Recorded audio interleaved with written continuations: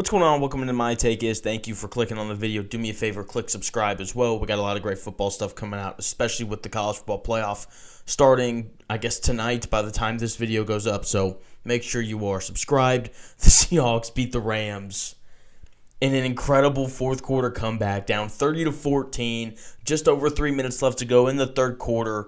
The game felt over. Sam Darnold was struggling again against this Rams defense. Cooper Kupp fumbles the football in the red zone right before halftime. Sam Darnold throws not one but two interceptions. Meanwhile, Matthew Stafford just completely and totally lights up this elite, because that's what it is, Seattle Seahawks defense. I mean, throws for over 450 yards, no Davante Adams, 3 touchdowns, no interceptions. Definitely had a chance for a couple to be picked off. But hey, Seattle, make the play, right, if you want for that to happen. So he lights them up.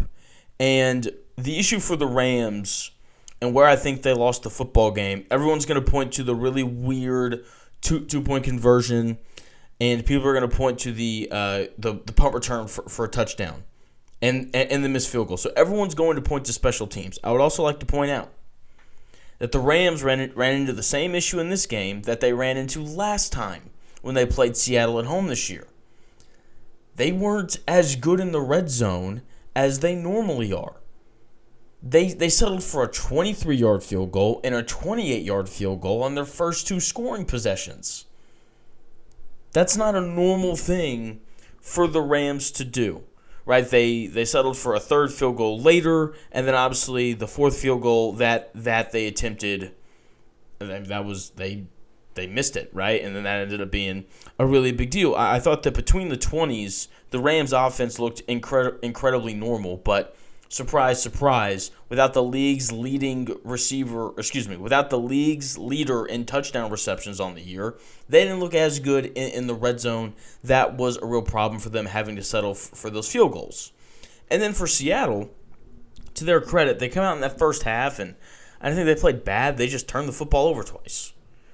And to Sam Darnold's credit, after the second interception, he started to play so much better. And I think part of that was because the Rams defense softened up. They didn't want to get beat, but they didn't want to get beat over the top to give up like a quick, 2-play touchdown drive, because that was really the only way that Seattle was going to get back into the game. And to the Rams' credit, they didn't do that. Their special teams unit did. They punted Shaheed, 58-yard punt return for a touchdown to the house. And then right after that, the Rams, who had just been rolling all game, had 3 straight possessions where they went 3 and out in the fourth quarter. So the special team mistakes, the struggles in the red zone, and then those 3 consecutive possessions where the Rams didn't have a possession go over 90 seconds. They ran less than 90 seconds off the clock in all 3 of those possessions. That is what allowed for the Seahawks to get back into the game. I didn't think it was anything that Seattle necessarily did per se. It was more about the Rams just kind of stalling out, not being aggressive enough on offense, and that was it.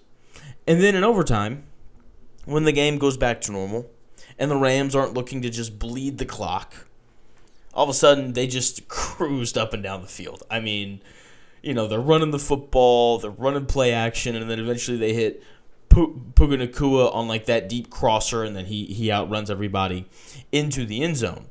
And then the ball goes back to Sam Darnold. And I'm sitting on my couch, and I'm just wondering, what is this going to look like? Because the Rams aren't going to play their soft coverage. Like, this is going to be normal. Obviously, the Seahawks are going to be able to run the ball and throw it. So, just what is he going to look like when all of the options are available to both sides? And he looked awesome. Played really well. He had the one throw to Cooper Kupp where Cooper Kupp has the really impressive toe tap. He had another sideline throw to Jackson Smith and Jigba that was really impressive. He just started to kind of let it loose a little bit more, and it led to him playing better. I thought that the Seahawks were too conservative with him in the first half. I thought they were a little too run-heavy. They didn't really open up the offense for him until the second half. And when that happened, that's when the offense started rolling. That was when he looked a little more comfortable. There's a little bit more, you could just feel his presence a little bit more in the pocket. He just looked a little more comfortable. And so I hope that continues for them going forward. Like, be aggressive. Let him throw the football. Because, again, I just thought they were a little too conservative in that first half. So several things had to happen for this game to wind up the way that it did.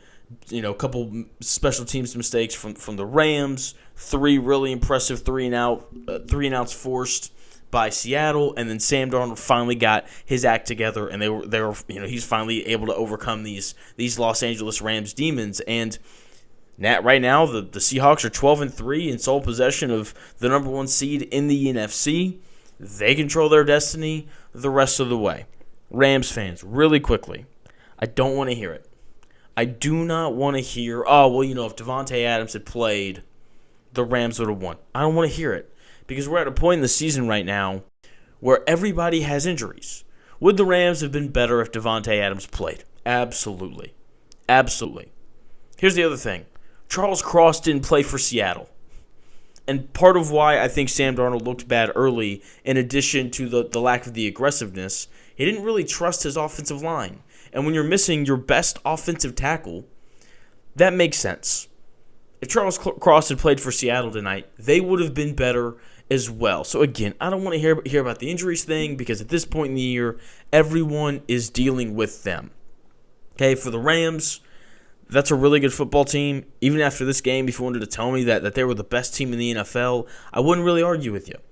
And if you're a Seattle fan or just someone who really loves the Seahawks team and you wanted to tell me they were the best team in the NFL, I wouldn't really argue with you. I think these are the 2 best teams in the league this year.